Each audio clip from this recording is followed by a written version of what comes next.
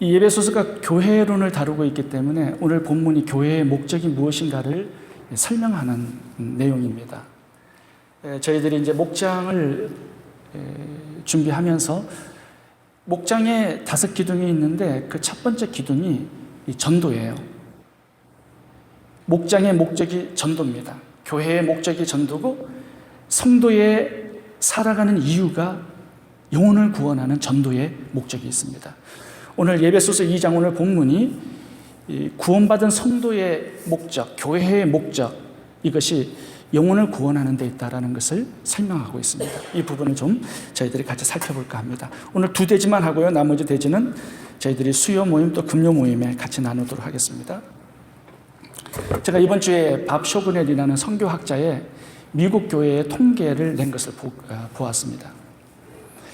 그 통계가 미국에는 30만 개가 넘는 교회가 있습니다. 그 중에서 예수를 새로 믿은 자가 한 사람도 1년에 없는 교회가 6만 교회가 있었습니다. 20%가 새로 한 사람도 들어오지 않은 거예요, 교회에.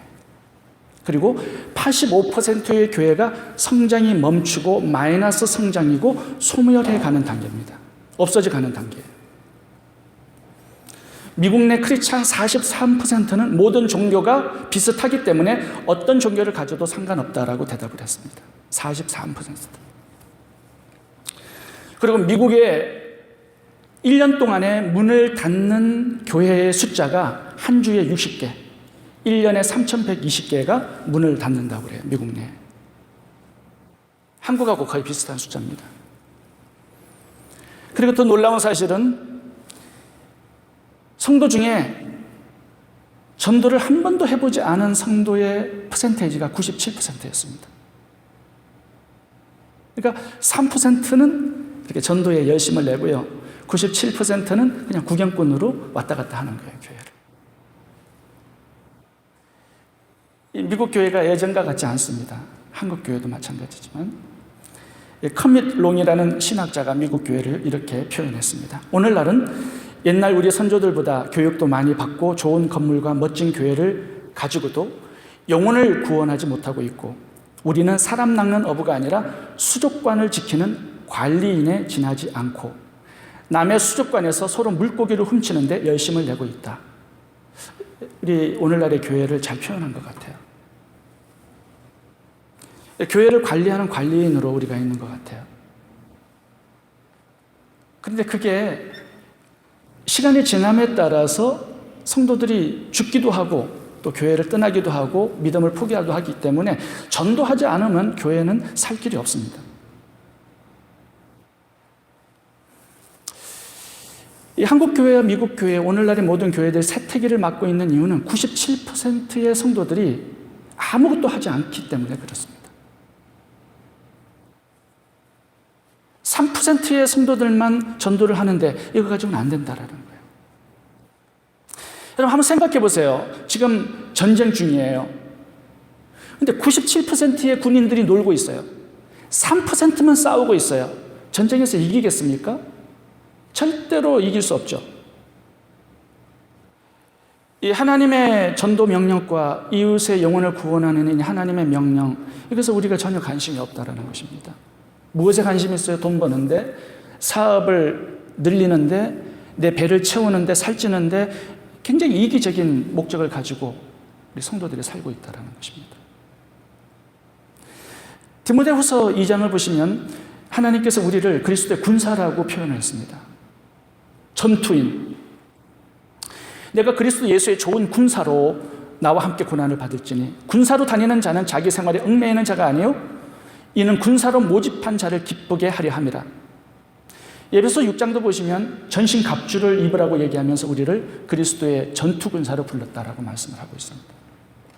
그래서 여러분, 우리가 전투자로 군인으로 살지 않으면 우리는 절대로 하나님의 복을 받지도 못할 뿐만 아니라 실패하는 인생이 되고 맙니다. 오늘 본문을 보시겠습니다. 하나님께서 교회를 세우신 단 한 가지의 이유, 단 한 가지의 목적, 그것은 영혼 구원, 전도에 있다라고 말씀을 하고 있습니다. 우리를 구원하신 단 한 가지의 이유와 목적은 다른 영혼들을 살려내는 이 전도와 선교에 있다라고 말씀을 하고 있습니다. 여러분, 교회가 이 건물이 아닙니다. 각자 예수를 믿은 성도 한 사람 한 사람이 교회예요. 그 교회의 목적이 영혼을 구원하는 데 있다는 것입니다. 그 한 가지의 목적으로 우리를 불러내셨다는 것입니다. 여러분, 오늘 본문을 보시면 1절을 보세요. 우리의 예전의 상태가 허물과 죄로 죽었습니다. 2절을 보겠습니다. 세상 풍족을 쫓고 공중의 권세 잡은 마귀를 따라다녔고 불순종했고 악한 영들의 지배를 받고 살았다라는 것입니다. 육체의 욕심을 따라 지내며 3절 마음을 원하는 대로 멋대로 살아갔고 하나님의 진노가 임하는 대상이었다, 이렇게 밝히고 있습니다. 예수를 믿은 지금의 우리의 상태가 4절부터 나옵니다. 긍휼에 풍성하신 하나님이 우리를 사랑하신 그 큰 사랑을 인하여 허물로 죽은 우리를 그리스도 예수 안에서 살리셨고 너희가 은혜로 구원을 얻은 것이라. 6절 또 함께 일으키사 그리스도 예수 안에서 함께 하늘에 앉히시니 영광스럽게 만드셨다라는 거예요. 하늘에 과거형으로 완료형으로 이미 앉혀놓으셨습니다. 우리의 끝은, 결론은 영광스럽게 되는 거예요. 교회의 끝이 바로 이것이 결론입니다. 그런데 여러분, 이것이 결론일까요? 하나님께서 복을 주셔서 복을 받고 잘 살고 영광스럽게 되는 것, 이것이 끝일까요? 여러분, 무엇을 위한 영광이고 무엇을 위한 구원이고 예수님의 십자가 죽음 피 흘리심이 무엇을 위한 것인가? 우리의 구원이 최종 목적이 아니에요. 7절부터 봐보세요. Because, 여기서부터 이제 결론이 나오는 것입니다. 7절 보겠습니다. 구원의 목적이 7절부터 나옵니다. Because 그리스도 예수 안에서 우리에게 자비하심으로써 그 은혜의 지극히 풍성함을 오는 여러 세대에 나타내려 하심이니라. 이 목적이에요. 하나님의 자비와 긍휼이 예수 그리스도 안에서 얼마나 풍성한가, 그걸 여러 세대에 알리고 증거하고 나타내고자 우리를 불렀다라는 것입니다. 여러분, 여기 보시면 예수 그리스도 안에서라는 단어가 많이 나와요. 사도 바울이 33번이나 씁니다. 엔 그리스도, 그리스도 안에서. 이 그리스도 안에 있는 하나님의 자비와 사랑, 축복하심이 얼마나 큰지를 우리들로 하여금 나타낼 수 있도록 우리를 부르셨다라는 거예요. 그 사명이 목적이에요. 10절에 다시 한번 반복합니다. 우리는 그의 만드신 바라 그리스도 예수 안에서 선한 일을 위하여 지으심을 받은 자니 이 일은 하나님이 전에 예비하사 우리로 그 가운데서 행하게 하려 하심입니다. 만드셨다, 지으셨다, 창조하셨다, 이거는 목적이 있는 동사거든요. 어떤 목적 때문에 만드시고 창조하신 거예요. 무엇을 위해서? 선한 일을 위해서. 여러분, 그렇다면 이 선한 일은 무엇일까요? 선한 일은, 여러분, 하나님의 이 사랑과 자비하심은요, 긍휼하심은 굉장히 제한적입니다. 어떻게 제한적이에요? 예수 그리스도 안에만이다. 사람들을 그 안으로 끌고 들어오는 거예요. 이게 선한 일이에요.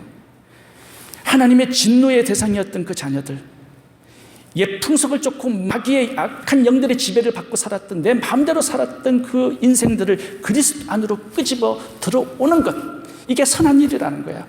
그래서 그 속에서 하나님의 무궁한 자비하심과 축복하심을 받을 수 있는 인생이 되게 하는 것, 그리스도와 함께 하늘나라에 영광스럽게 앉히는 그 일이, 이게 우리의 선한 일이라는 것입니다. 여러분, 하나님의 구원은 제한적이에요. 예수 그리스도 안에 있는 것입니다. 그리고 또 하나 제한을 받는데, 누군가 예수를 소개하지 않으면 구원을 받을 수가 없어요. 하나님의 무강하신 풍성한 긍휼이 있다 하더라도 그것은 우리를 통해서만 가능한 것입니다. 그래서 우리를 구원하신 거예요. 우리의 구원이 최종 목적이 아니라는 것입니다. 우리를 통하여서 구원해내야 될 그 영혼들이 있기 때문에 우리를 먼저 그 구원을 맛보게 하신 것이다, 이렇게 말씀하고 있습니다. 여러분, 제가 성경을 참 많이 찾아서 거기다 넣어놨습니다. 설교 노트를 한번 봐보시면 우리를 구원하시는 목적은 단 하나밖에 없다라고 말씀하세요. 다른 영혼을 구원하는 것. 그 외에 다른 목적은 없어요. 이게 참 힘든 것이기도 하고요, 참 복된 것이기도 해요. 마태복음 4장 19절입니다. 나를 따라오느라 내가 너희로 사람을 낚는 어부가 되게 하리라. 사람을 낚는 어부로 살아가라는 거예요, 구원받은 이후에는. 마가복음 3장 14절 이에 12를 세우셨으니 이는 자기와 함께 있게 하시고 또 보내사 전도도 하며, 이 전도가 목적이에요. 우리를 부르시고 세우신 목적. 고린도후서 5장 17절입니다.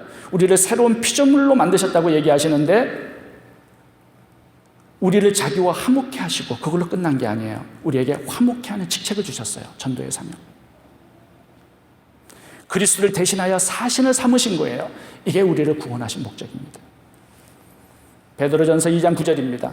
우리를 왕같은 제사장으로 만드신 그 이유는 우리를 어두운 데서 불러내어 그의 기이한 빛에 들어가게 하신 자의 아름다운 덕을 전도하게, 선전하게 하려 하십니다. 이게 목적이에요. 로마서 15장 16절도 마찬가지예요. 제사장 임무를 주신 것은 이방인로 제물을 드리는 이것이다 말씀합니다. 이방인을 전도해서 교회로 데려와서 하나님께 같이 예배를 드리는 것, 이것이 우리를 구원해서 제사장으로 삼으신 목적이다. 여러분, 계시록 마지막 구절, 마지막 성경책도 봐보시면 계시록 1장과 5장을 봐보세요. 우리를 피로 죄에서 구원하시고 해방하신 것이 최종 목적이 아닙니다. 제사장으로 삼으시는 것이 최종 목적이에요. 이방인들을 전도해서 데리고 와서 하나님을 함께 예배하는 영혼 구원의 사명. 제가 2010년도 북가주 선교대회 탁구 금메달리스트 양영자 내몽골 선교사님을 섭외해서 강사로 모셨습니다. 그분은 목사님하고 결혼하셨습니다. 사랑의 교회에서. 그래서 몽골로 선교사로 떠나셨어요. 근데 그분의 간증이, 그분이 하루에 2만 개의 공을 친대요. 그러니까 골절상을 입은 거예요. 하도 많이 쳐가지고. 그래서 국가대표 선수에서 탈락이 됐어요. 선수 생활을 못하게 한 거예요. 우울증이 찾아왔어요. 그리고 이상한 병이 찾아와가지고 누워서 지내게 된 것입니다. 너무나 힘든 시간들을 보내는데요, 기도하기 시작했어요. 기도하기 시작했는데 하나님께서 기적적으로 그 병을 치유해 주신 거예요. 그리고 그분이 그 이후로 하나님을 만나게 되었고 인생의 목적이 바뀌었다, 이렇게 간증을 하셨습니다. 인생의 목적이 바뀌었다. 금메달이 목적이 아니에요. 세계적으로 돌아다니면 기빈 대접을 받는데 기빈 대접 받는 게 목적이 아니고요, 포상금도 굉장히 많대요. 후원금도 많고. 그것이 목적이 아니래요.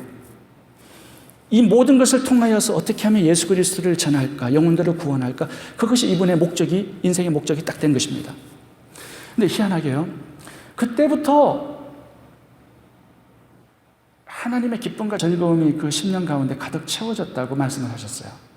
우울증 끝나고요, 건강도 다시 회복되고요, 다시 선수 생활을 시작하고요, 감독이 되고요, 결혼하셔가지고 몽골 선교사가 된 거예요. 근데 지금 몽골에서 뭘 하시냐면요, 국가대표 선수 코치예요, 감독이에요. 가는 데마다요, 사인 받으러 온대요. 그분이 유명하시기 때문에. 근데 중국말과 영어로 전도지를 만들어가지고 그 전도지 위에다가 사인을 해주는 거예요. 그러면 금메달리스트의 사인이 들어간 종이이기 때문에 안 버린대요. 그리고 얼마나 그걸 자랑하는지 주위의 이웃들에게 이게 전도지가 되는 거예요. 그러면서 그걸 통하여서 예수 그리스도를 전하고 계세요. 내몽골 같은 경우에는요, 이분이 감독하고 코치를 해주시니까 국가적인 영웅이 된 거예요. 거기서 제자들을 다 예수 믿게 만들어요. 목적이 세상의 영광이 아니에요. 예수 그리스도를 전파하는 영혼 구원이에요. 여러분, 이 목적을 회복할 때만 하나님께서 인정하시는 그런 인생이 되고 가치 있는 인생이 되는 것입니다. 예를 하나 들어볼게요. 하나님께서 그 목적으로 우리를 부르셨고 우리를 세우시고 구원하셨는데 이 마이크가 내 목소리를 정복하지 못하면 이건 쓰레기예요. 고물 던지고. 그렇죠?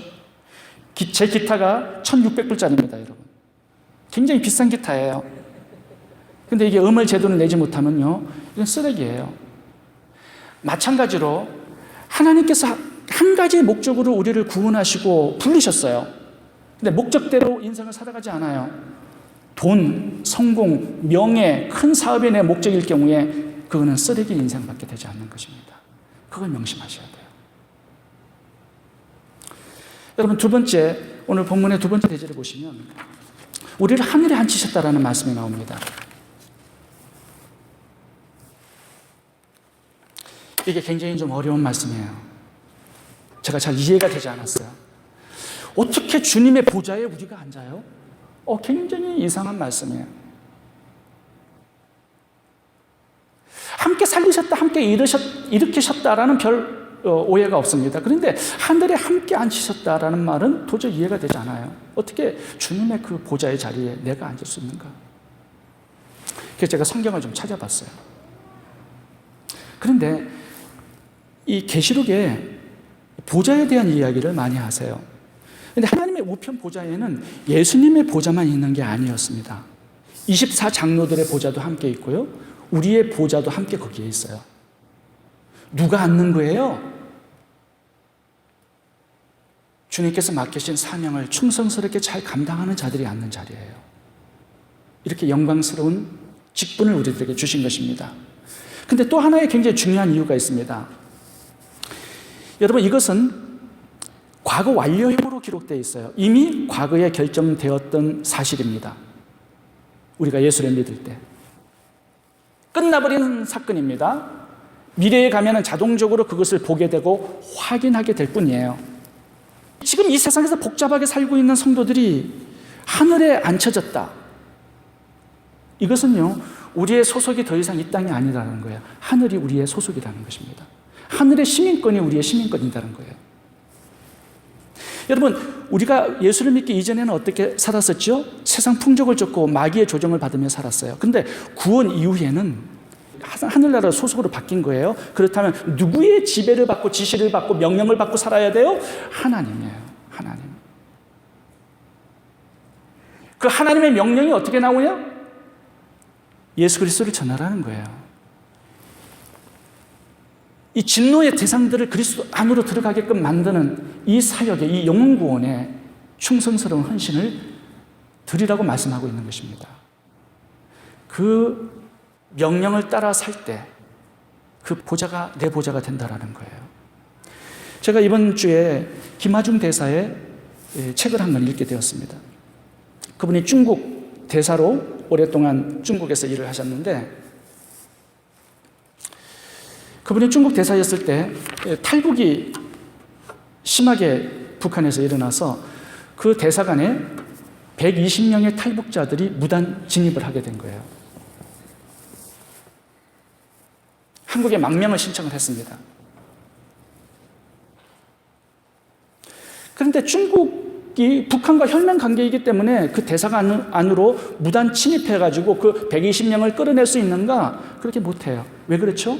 이 대사관은요, 치외 법권이에요. 명동 성당도 바티칸의 소속으로 치외 법권이에요. 김하중 대사가 120명의 탈북자들이 들어왔기 때문에 이걸 어떻게 할까? 한국에 보고를 했어요. 보고를 했는데 한국에서는 영사관의 문을 닫으라고 지시를 내린 거예요. 너무 많이 들어올까 봐. 문을 닫아가지고 이제 비자도 모두 받을 수가 없어요. 그러니까 중국 정부에서 우리들 문 닫으면 어떻게 하냐? 우리가 어떻게 해줄까? 이 사람들을 한국으로 망명을 시켜달라고 얘기를 했어요. 거기에서 29명을 첫 번째로 망명을 시켜준 겁니다. 여러분, 마찬가지예요. 한국 대사관은요, 중국 땅에 있지만 중국의 법에 따라서 살지 않아요. 치외 법권이기 때문에 그래요. 한국의 외교 통상부의 명령을 따라서 이걸 일을 진행하는 것이 대사관의 특징입니다. 여러분, 우리가 하늘에 앉았다라는 것은 우리의 몸은 이 땅에 있지만 우리의 삶의 스타일은 누구의 지시를 받고 명령을 따라 살아야 되냐면 보좌에 계신 하나님에 의해서 살아야 된다라는 거예요. 그분의 명령과 지시대로 살아야만 그 사람이 하나님의 백성이다, 천국 백성이다 말할 수 있다라는 것입니다. 자, 그렇다면 여러분 어떻게 살고 계세요? 예전에처럼 자기의 세상의 풍속을 쫓아 살고 악한 영들의 지배를 쫓아 살고 내 마음대로 살고, 이거는 천국 백성이 아니에요. 주님은 무엇을 명령하셨나요? 그리스도 안으로 이 진노받는 백성들을 다 끌어 들어오라고 명령을 내리셨습니다.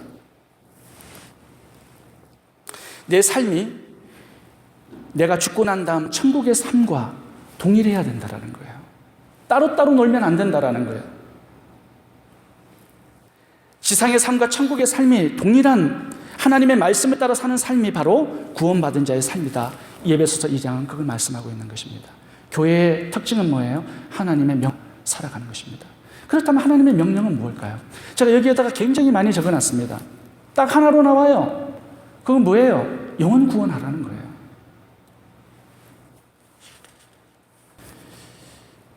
여러분, 거기에 제가 성경 구절을 굉장히 많이 적어놨는데 한번 같이 보고 가도록 하겠습니다. 예수님께서 부활하신 다음에 40일간 이 땅에 계셨어요. 성천하시기 전에. 근데 그 40일 동안에 뭘 하셨냐 하면 영혼 구원을 어떻게 해야 할지를 설명하신 거예요. 그러면서 40일 동안 딱 하나의 명령만 내리셨습니다. 그 명령이 뭐냐 하면은 천국 복음을 딴 것까지 전파하라는 거예요. 영혼을 구원해내라는 거예요. 전도하라는 거예요. 이 한 가지 명령만 주시고 천국으로 선천하셨습니다. 그리고 말씀하셨어요. 내가 다시 오리라.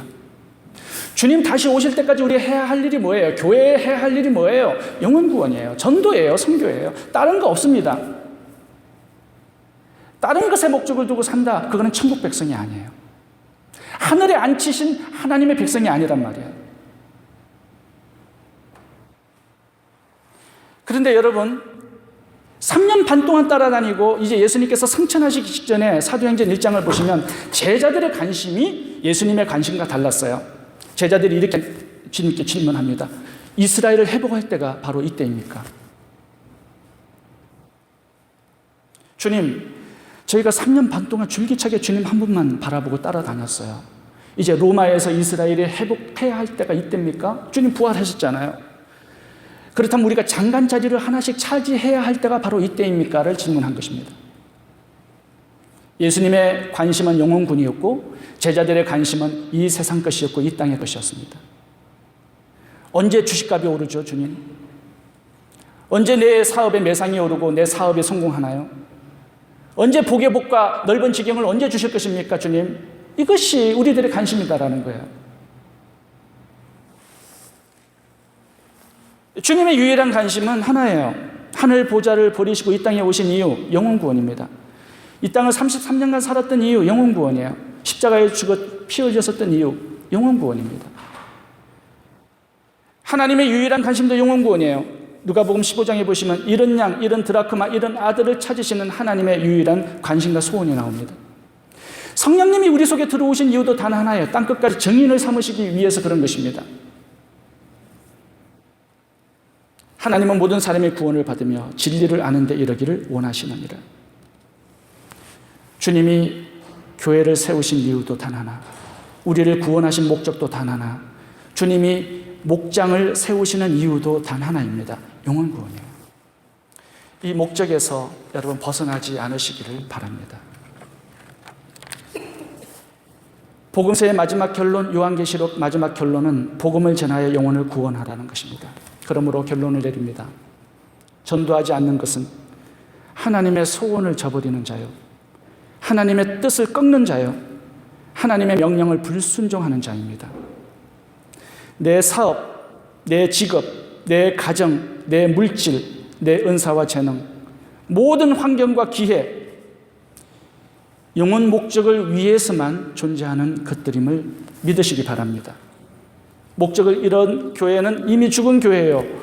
목적을 잃은 성도는 이미 죽은 성도입니다. 기도하겠습니다.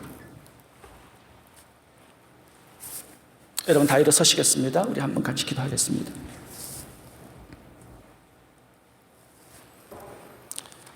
우리의 인생의 목적을 다시 한번 전도와 선교, 영혼 구원에 바로 세우기를 원합니다. 다른 목적으로 인생을 살아갔다면 다시 한번 우리를 구원하신 그 구원의 목적을 다시 한번 회복하시고, 교회를 이 땅에 세우신 그 목적을 다시 한번 회복하시고, 영혼 구원만을 위해서 내 인생을 헌신하고 드리겠다고 결단할 수 있는 그런 시간이 되기를 원합니다. 조용히 한번 같이 기도하겠습니다.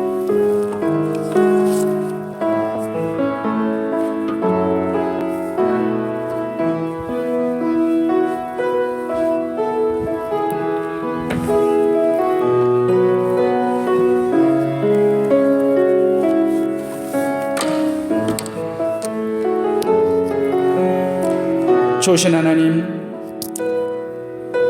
내가 가진 모든 기회들이 많은 사람들을 그리스도 안으로 데려오게 하는 축복의 기회, 축복의 통로가 되기를 원합니다. 한 영혼 구원하여서 함께 예배하며 함께 천국으로 올라가는 것, 그것이 우리의 인생의 유일한 목적이 될 수 있도록 도와주시옵소서. 잘못된 인생 살아가고 있다면 하나님 바로 고쳐주시어서 주님을 기쁘시게 해드리고 주님께 칭찬받고 인정받는 그런 생에 살 수 있도록 도와주옵소서. 예수님의 이름으로 기도하옵나이다. 아멘. 우리 마지막 곡 하나님께 올려드리겠습니다.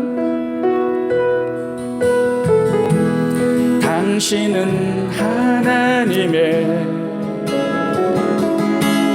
언약 안에 있는 축복의 통로, 당신을 통하여서 열방이 주께 돌아오게 되리. 당신은 하나님의 언약 안에 있는 축복의 통로, 당신을 통하여서 열방이 주께 예배하게 되리. 좋으신 아버지, 예수 그리스도 안에 있는 하나님의 풍성한 긍휼과 자비와 은혜와 축복이 우리의 끝만이 되지 않기를 원합니다. 많은 사람들이 우리를 통하여 그리스도 예수 안으로 들어와 함께 아버지의 무한하신 사랑과 긍휼과 축복을 함께 누리는 축복의 통로로 살아갈 수 있도록 은혜 주시기를 원합니다. 내가 존재하는 이유와 목적은 나를 통하여 구원받아야 될 그 영혼 때문임을 믿습니다. 그들을 잘 주님 앞으로 인도할 수 있도록 빛의 사명, 소금의 사명, 전도인의 사명을 잘 감당하는 남은 생애가 되도록 축복하여 주옵소서. 먼저 그 나라와 그 일을 구할 때 이 모든 것을 더하여 주시겠다는 그 약속의 말씀이 우리의 생애에 적용되게 해 주옵소서. 우리 다시 한번 당신은 하나님의, 우리 찬송 조용히 한번 같이 드리도록 하겠습니다.